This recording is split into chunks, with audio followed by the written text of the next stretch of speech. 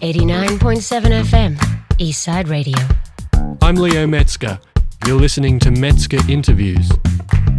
I'm delighted to be joined by a highly acclaimed vocalist, songwriter and producer.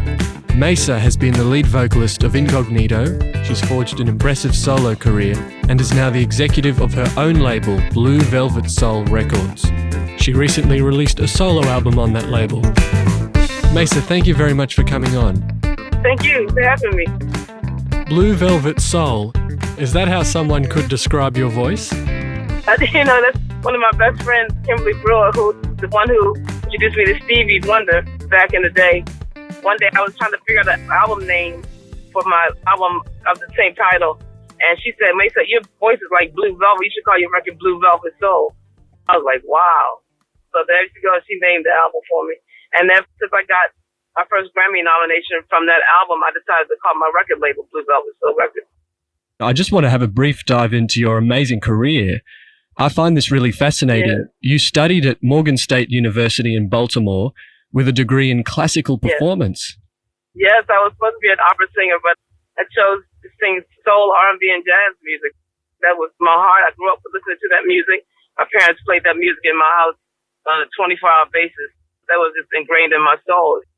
But I'm grateful for the training. The training has sustained my voice for these last 32 years, so I'm grateful for that. So does a knowledge of classical performance technically translate into soul and jazz? I can. It's just mostly the preservation of your voice, the vocal training, the scales that you sing, the warm-ups, the thought pattern behind how you preserve your voice, how to use your chest voice, how to use your head voice. All those things that I learned have really sustained me thus far. And do both styles, do they fulfill you spiritually? Yes, soul, jazz, and R&B definitely does. It's something that I think I was born to do, something I love to mix together, and that's what I've been doing for the last 32 years. Jazz, funk, soul, and R&B is all together the same thing to me. 89.7 FM, Eastside Radio. Well, in 1991, you joined Incognito, the British jazz funk band, and you relocated to London to record Tribes, Vibes and Scribes. You've continued to be a major part of their sound to this day. How did you come to work with them initially? When I was singing with Stevie Wonder, when I first graduated from Morgan, I got an audition with Stevie Wonder, and I was able to sing on the Jungle Fever project with Spike Lee that he did. And while I was out there, one of his background singers was doing a session, and she said the producer needed a jazzier voice, and she recommended me for the session. And during that session, I became friends with a drummer from Scotland named Stephen Harvey, who happened to be best friends with Bluey from Incognito. And so one day he called me and said, "Maysa, Bluey's looking for a new American singer to front Incognito. Would you be interested?" And I was like, "Yeah, absolutely." After a few weeks, I got a chance to speak to Bluey on the phone.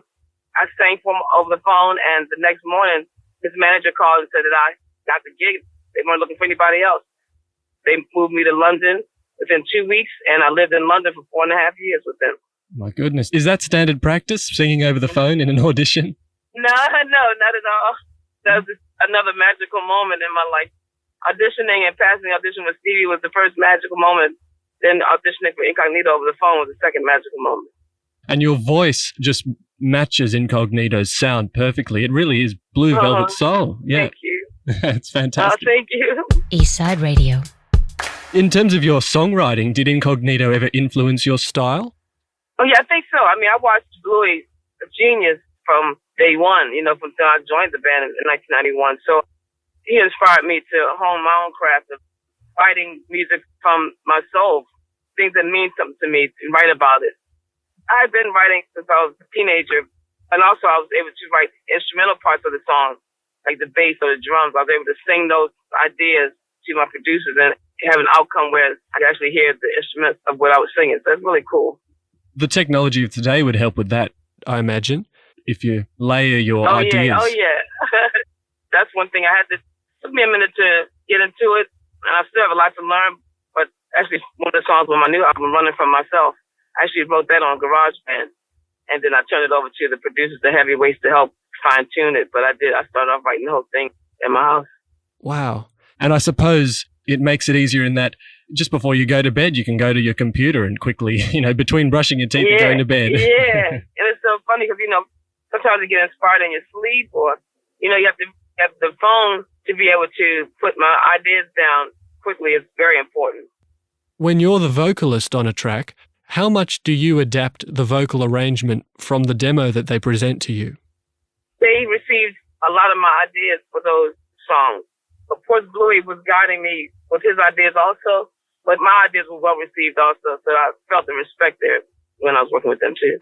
89.7 FM, Eastside Radio. Well, your solo career began in 1995 with your self-titled album. Since then, your music has continued to be so successful on the jazz and R&B charts, up to right now with Music for Your Soul. So in 2018, you founded Blue Velvet Soul Records because it allowed you to exercise greater control over all creative and commercial aspects of music making. And the label has since delivered your 14th studio album. You teamed up with producer Chris Davis to forge 19 songs. I used to use 10 producers on this album. And so it was just amazing how it all came together. It's very organic and spiritual. During the pandemic time, I decided that maybe I should get started on this record. Then the pandemic hit, and then went through a lot of financial issues. And when I got back to work, I used every chance I got. Every show that I did, I used money from that to fund my album. So it took me almost 3 years to get it together, but finally released it in March of 23. It was a labor of love. It was blood, sweat, and tears for real, and it all worked out well because it's well loved by a lot of people. So I want to get out there to the world as much as I can, so thank you for helping me today with this. Oh, it's a brilliant record. And what is the vision behind the album? The vision was about my love for everybody and how I wanted us to understand that we're spirits. We came here as spirits and loving spirits, and with allow the world to taint our vision of what we're supposed to be here for because of the way the world is with all the greed and hatred and all those things. And I just wanted people to return. I wanted people to have a long-playing record. A lot of people in this day and age are doing EPs. They're doing 5 or 6 songs, and then maybe 6 months later release another 5 or 6 songs. And I just wanted a long-playing record like I had when I was a kid. It was a joy to sit on my parents' basement with my headphones and listen to both sides of an album. So I just wanted people to have that experience again to this day. And I know that people my age and older have time to do that. They really do. A lot of people in the industry were basically saying, Maysa, it's not a good idea to release that because people's attention spans are not what they used to be. And I fought against that because I know that there's a demographic out there that does have time. And it's proven to be true. 89.7 FM, Eastside Radio.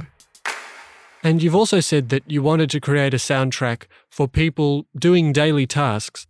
Someone just cleaning the house on a Saturday morning or a truck driver doing the long haul. I wondered, in your daily life, do you sing out loud to yourself or do you try and preserve your voice for when you're recording? I'm not a singer. Sometimes I don't even know I'm singing. I remember being in an elevator one day and I was humming or something, man. I said, "Are you so happy?" I didn't even know I was humming. It's a joy. That's a God-given gift that I have, and I don't take it for granted, not one day. Sometimes I do preserve my voice. Like from tonight till my show with Incognito in North Carolina here in the States. Just try to be quiet and try to rest and try to eat well and to make sure I have a voice for these concerts because the live experience is totally different from recording and it's a lot more harder on your body. And there's also a big scatting component to your music. Are those sections improvised on the spot? I create them on the spot, but sometimes I like making scat choruses or little scat hooks that people can also learn and sing along with me. But for the most part, it's very much improvised. Eastside Radio.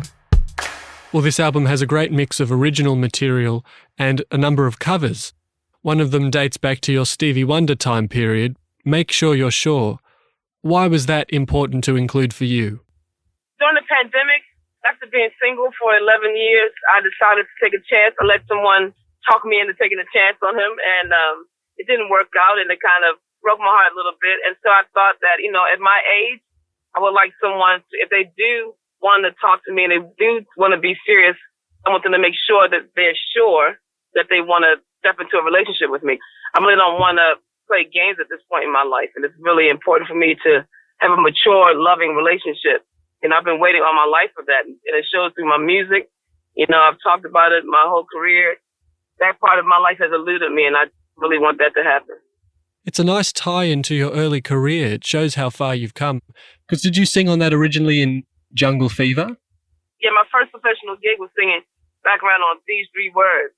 I sung on that, and I sung on a song called I Go Sail It. I have a solo at the end of that song, and then I sung on a couple other tracks from that album. 89.7 FM. Also on this album, you pay homage to Phyllis Hyman with You Know How to Love Me. Is she an influence on you? Absolutely. She was a huge influence. I love Phyllis Hyman.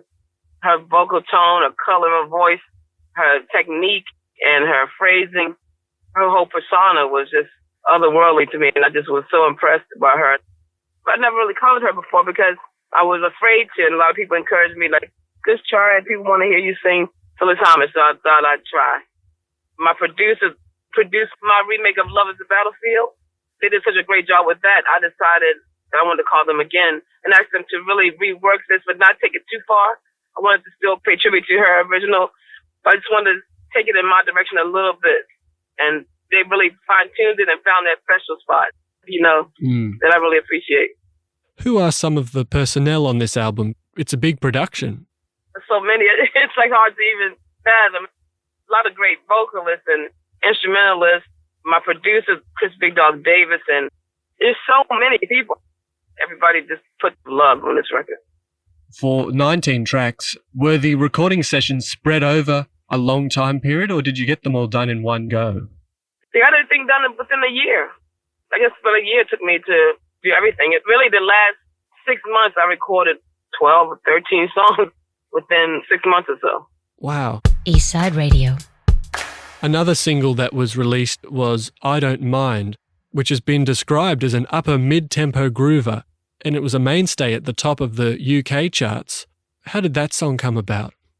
My music director, Damon Bennett, had given me this song about 5 years ago. And he said, basically, you might like this track. So I loved the track, and I always kept it in the back of my mind that when I do my next record, I was going to do it. And I loved it so much. And I remember I was almost on the record.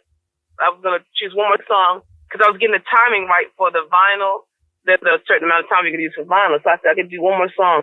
And I spoke to Damon. I said, Damon, is this song still available? And he said, absolutely. One day, Incognito came to town. We had a few days off. And I was recording a Frank McComb song, but Frank McComb was in New York. So Bluey volunteered to come to the studio to help me produce my vocals. Oh, my God, absolutely. So before we got to the studio, I sent Bluey the song. I said, Bluey, is there anything you can do with this? This is a nice track. Can you write something to this? And within 2 hours, Bluey had sent me the song he had written. And I was like, oh, my God, I love this. And I love the lyrics. It's just fun to record that quickly. And we went to the studio and recorded that night. 89.7 FM, Eastside Radio. As a songwriter and a vocalist yourself, you've mentioned, writing songs is a way of getting your message out to people in such a great, crafted way. I'm interested to know when you're composing a song, because you look at it perhaps from a vocalist perspective, do you come up with the vocal first and then add music around that? It depends. I can go either way. Sometimes somebody will send me a track and I immediately hear a vocal line and the melody and the lyrics come to me. Sometimes it takes a little longer, but sometimes I will read a word in a book. Like I read the word simpatico one day in a magazine article, and I was like, simpatico, what does that mean? I went to the dictionary and looked it up, and I was like, oh, I love that. And then somehow just the melody came to my mind, so I was able to sing the melody to my producer. Back then it was Rex Rideout, and I said, here's the melody and some of the lyrics, and he made the music from what I sang. So I don't know, like I keep saying it's spiritual, but it really is spiritual. We believe in the industry that music is a spirit, and sometimes it'll come to you, and if you don't act on it, it'll go to somebody else. So we have to act on it immediately, or you won't remember it. It's like a dream, isn't it? When you think you'll remember the dream, but it just goes straight away. Right, goes straight away, yeah. It's a strange thing. That's what music is like. It's like a dream. And I'm imagining with your demos, when you sing the different vocal and instrument layers into it, does the background of having been in the choir give you that knowledge of different vocal ranges and how they operate together? It does. It really does. It's a big help. I learned a lot of that from Bluey, too. From doing my own background vocals for years with Incognito, I taught myself a lot that way. 89.7 FM. Well, finally, is there one track that we haven't mentioned that's really important for you?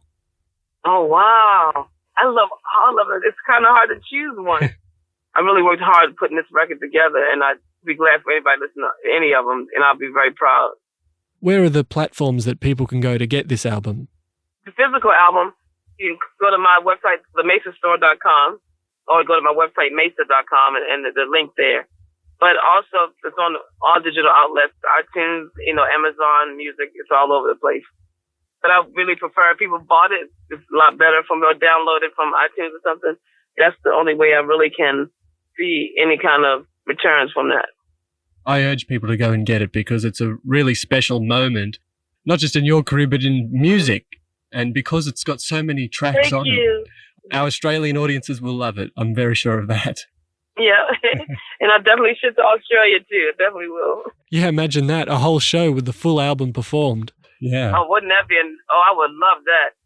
That's what I was thinking the other day. I was watching Beyonce did one of her whole albums in the show one time. I was so jealous. I'm like, I would love to do that too.